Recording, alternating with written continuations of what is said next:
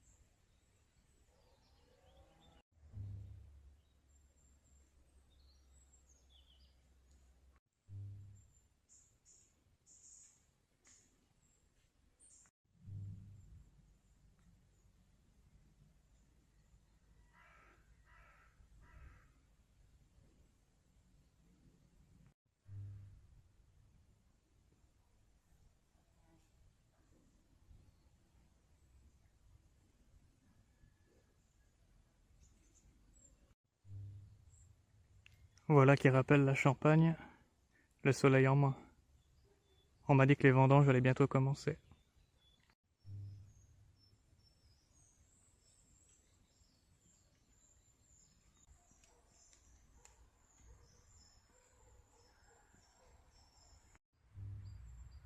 Hier, je suis arrivé à Caen-Segrais après une étape de 20 km pour découvrir que le camping n'existe pas.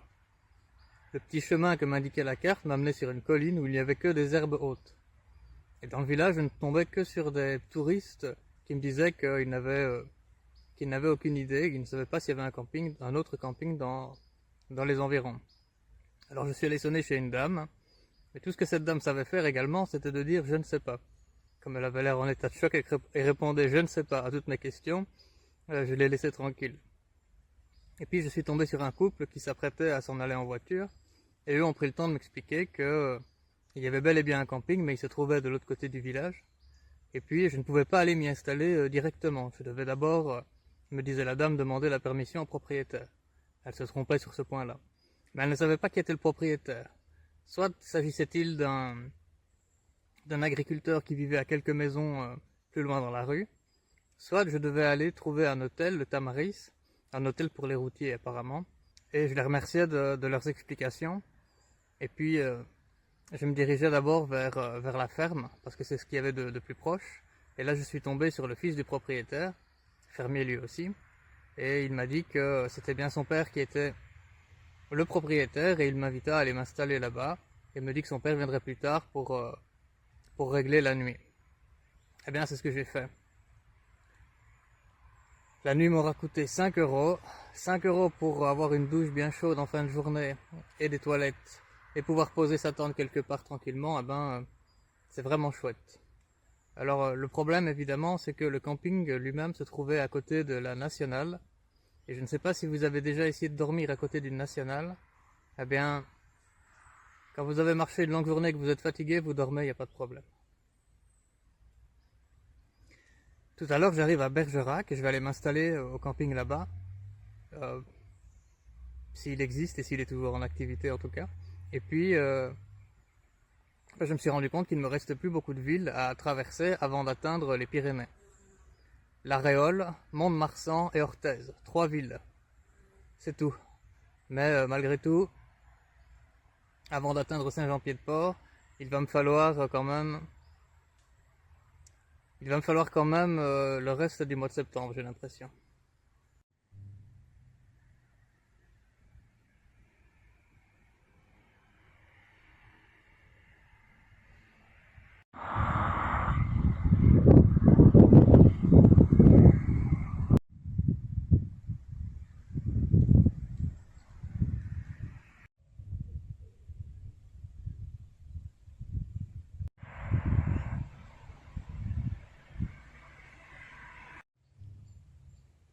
Le chemin nous amène à traverser un parc naturel.